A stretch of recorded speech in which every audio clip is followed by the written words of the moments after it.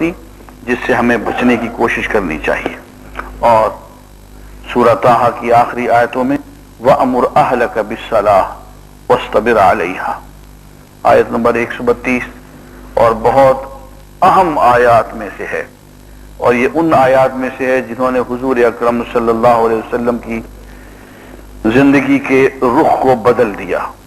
फरमाया गया कि अपने घर वालों को नमाज का, दीन का हुक्म दें, तबलीग में, जिहाद में लग जाएं, दीन सीखने सिखाने में लग जाएं, वस्तबिर अलैहा, और इसी पे कायम हो जाएं। ला नसअलुका रिज़्क़ा, हम आपसे रिज्क कमवाना नहीं चाहते, नहनु नर्ज़ुकुक, रिज्क हम आपको देते चले जाएंगे। वल आक़िबतु लित्तक़वा, और अंजाम अहले तक़वा के लिए है। इस आयत से अजीज़ान गरामी मालूम हुआ कि इंसान की जिंदगी का असल मकसद रिज्क कमाना नहीं है। ज्यादा से ज्यादा हम यूं कह सकते हैं कि रिज्क कमाने की इजाजत है, और बाज हालात में वाजिब भी बन जाता है। जहां खतरा हो इंसान की कि उसके जल्दी ही वजू टूट जाएगा, या खतरा हो कि ये जरा सा इसको हलाल ना मिलेगा तो ये हराम पे मुंह मार देगा, तो वहां पे हलाल कमाना वाजिब है। लेकिन अगर कोई शख्स ऐसा है कि अगर उस पर सख्त वक्त आ जाए और हलाल ना हो और हराम पे मुंह मारने का खतरा कम हो, तो फिर उस शख्स के लिए यही है कि वो अल्लाह के दीन के काम में लग जाए और रिज्क का मामला अल्लाह के सुपुर्द कर दे। यही वजह है कि हुजूर अकरम सल्लल्लाहु अलैहि वसल्लम ने इस आयत के नाजिल होने के बाद कभी तिजारत नहीं की। आप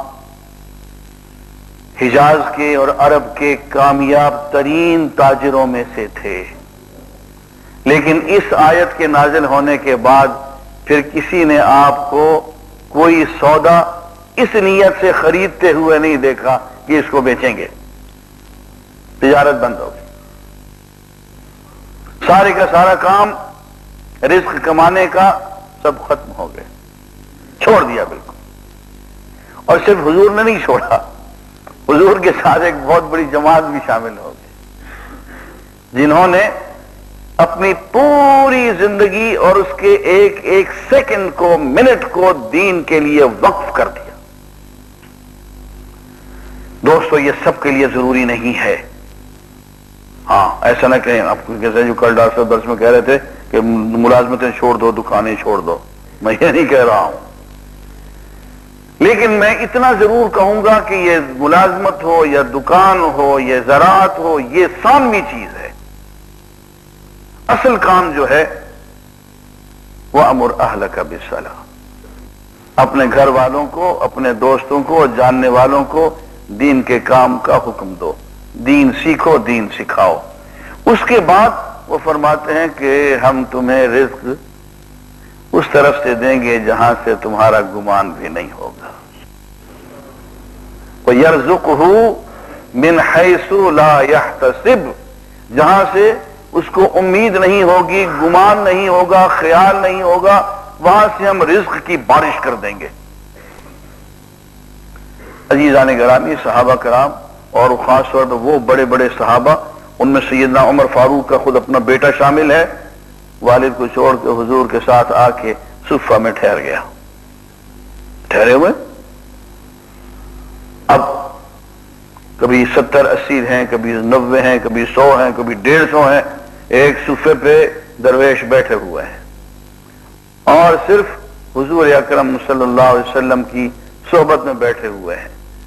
अल्लाह की इबादत कर रहे हैं, दीन को सीख रहे हैं, आगे सिखा रहे हैं। हुजूर से जो कौल सादिर होता है, जो अमल सादिर होता है, हुजूर की जो अदा उनकी नजर में आती है, उसको नोट कर लेते हैं, उसको याद कर लेते हैं, उसको दूर दूर तक आगे जाके लोगों को बताते हैं और उसके बाद फिर आके वहीं बैठ जाते हैं। ये उनकी जिंदगी थी जिन्हें हम अहले सुफ़ा कहते हैं। اور یہ وہ لوگ تھے جنہوں نے ہم تک دین پہنچایا.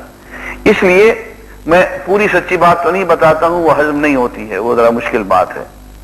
پوری سچی بات تو یہی ہے کہ اس کام میں لگ جائیں تو رزق اس طرف سے آتا ہے جہاں سے ہمیں گمان نہیں ہوتا.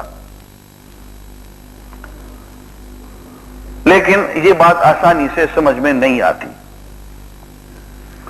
مجھے ایک مسلمان ڈاکٹر صاحب نے کہا کہ یہ یوسف اسلام بڑا بے وقوف آدمی.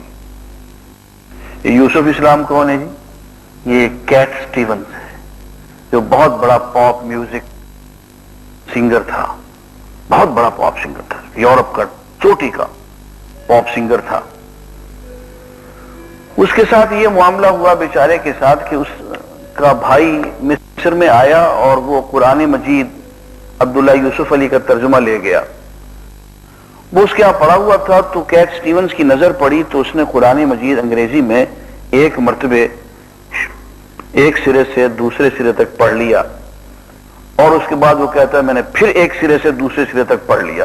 2 مرتبہ کہتا ہے میں نے صرف اس کے انگریزی ورژن کی ریڈنگ کی. اس کے بعد وہاں مسجد ہے لندن میں، وہ کیا ہے، وہ پارک کے ساتھ ہے جو ریجنٹ پارک، ریجنٹ پارک کی مسجد میں چلا گیا جمعہ نماز میں اور کھڑے ہو کہتا ہے یارو میں مسلمان ہو گیا. اچھا، اب وہ ایک صاحب نے کہا کہ یہ یوسف اسلام بہت ہی بے وقوف آدمی. میں نے کہا کیوں؟ وہ کہتا ہے کہ بس دین کے کام میں لگ جاؤ، تمہارے رزق کا معاملہ اللہ تعالیٰ خود ہی سدھار دے گا. کہنے لگا رزق میں نہیں کماؤں گا تو اللہ تعالیٰ مجھے کہاں سے دے گا؟ میں نے کہا یوسف اسلام نے یہ بات کہی ہے؟ کہنے لگا میں نے خود سنی ہے جی. میں نے کہا پھر وہ ولی اللہ ہے. اس کی سمجھ میں وہ بات آ گئی ہے جو ڈاکٹر صاحب آپ کی سمجھ میں نہیں آ سکتی. وہ نو مسلم بہت آگے نکل گیا،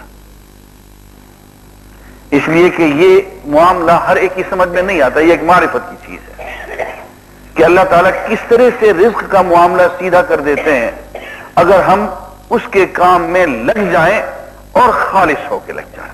بسم اللہ.